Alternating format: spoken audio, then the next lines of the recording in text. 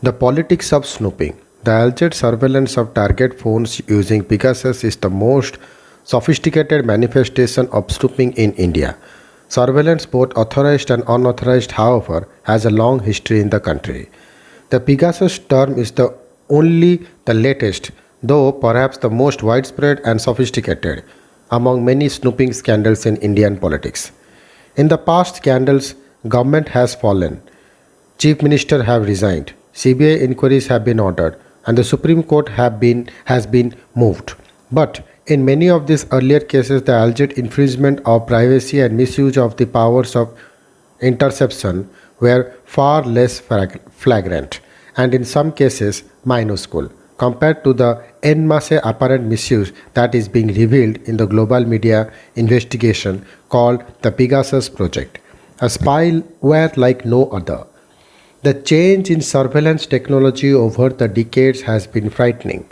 The trepidation of those who may fear their conversations are being listened to has increased manifold with, for instance, the development of the revolutionary spying software with zero click technology the Israel company NSO offers. Intelligence agencies the world over have always relied heavily on listening in technology as against human intelligence. Before the advent of mobile telephony, it was conversations on telephone fixed lines that were being snooped upon, and those who feared they might be intercepted would strain their eyes for the faint, wearing sound of tape recorders or the call drops that ensued. There was a joke that if you wanted to beat the old fashioned snoops, you made your confidential telephone calls very early in the morning. Reason: the headphone wearing listener, who mostly belongs to the Intelligence Bureau, would not have reported for duty. Later, with the use of off air or passive interception equipment, people would look out for the strange car or van parked close to their homes or workplaces. Again, those who feared their conversations might be picked up found simple solutions. Many important people still do, such as creating enough sound disturbances for the off air equipment to receive only garbled conversations. The illegal use of off air equipments was in the news towards the end of the tenure of former Chief General V.K. Singh in 2012 when he and his detractors traded charges of mounting surveillance equipment to spy on each other. But what do you do if a spyware like Pegasus is implanted in your mobile phone, seemingly without leaving a trace, and it continuously streams out all of your phone's audio, video, and text content? Snooping over the years. Over the years, snooping scandals in India have emerged through the outing of a variety of material. It could be the leak of interception orders leading to the resignation of then Karnataka Chief Minister Ramakrishna Heje in 1988, the physical sighting of intelligence operatives which led to the fall of Chandrasekhar government in 1991, the leak of audio tapes, Tata tapes first reported by the Indian Express in 1997, or the leak of entire transcripts or pen drives of a target but put under lawful interception, Radia tapes 2010.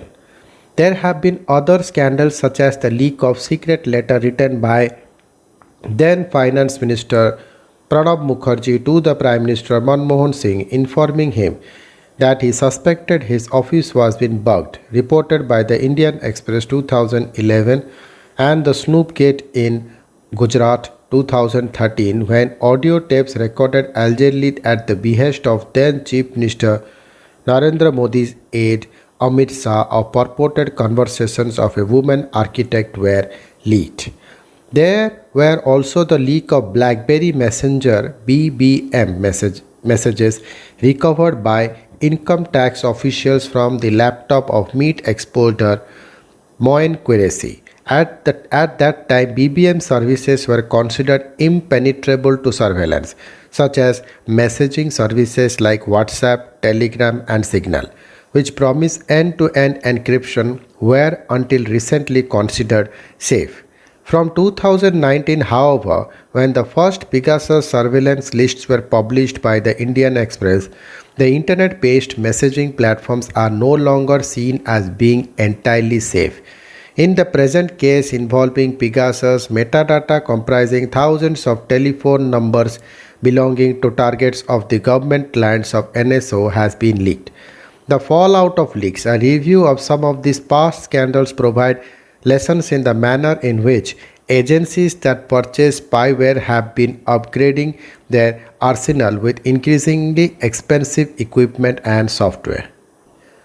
It also shows the manner in which the politicians of the day have reacted when confronted with evidence of violations. While many stepped down taking moral responsibility in the past, more recently they have tended to most brazen in out. Ramakrishna Heje, the then Chief Minister of Karnataka, stepped down on moral grounds. In 1988, after details emerged of wiretaps on 50 individuals, including journalists and dissidents within the Janata Party, subsequently the authorization given to the state police for the tapping too was made public, completing the ignominy of the Chief Minister. Chandrasekhar, while Rajiv Gandhi, who was the Prime Minister at the time, was exultant at the exile of Head 3 years later he had his own surveillance movement. The Congress have propped up Chandrasekhar Samajwadi Janata Party government. The tenuous relationship between the two leaders dived sharply after two policemen belonging to the Haryana CID were apprehended allegedly keeping vigil outside Rajiv's house.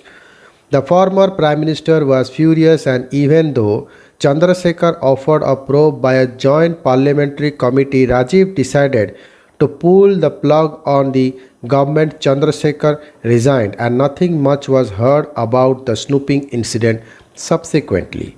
Even when an investigation agency has been empowered to carry out an inquiry into cases of surveillance, nothing conclusive has ever been proven in terms of, for example, who leaked the tapes of transcripts. Tata and Radia tapes. The Tata tapes were the first instances of the leak of a large volume of intercepted conversations. The tapes dealt with conversations of industrialist Nusli Wadia, Ratan Tata, and Kesub Mahindra, and the attempts to get the center to intercede in the manner in which the United Liberation Front of Assam Alpha was extorting money from tea estates, including those owned by the Tatas.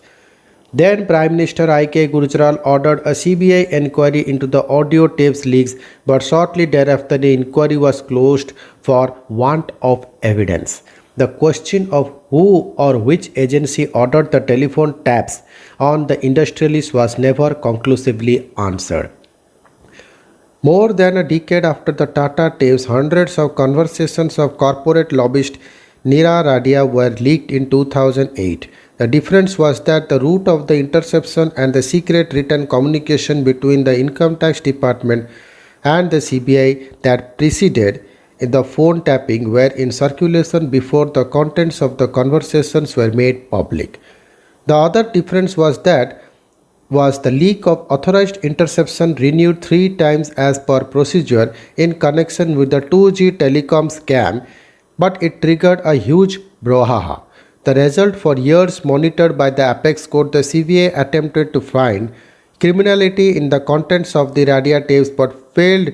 Radia herself quit public relations, but the message from that episode remains starkly true that no conversations are safe and anything can leak.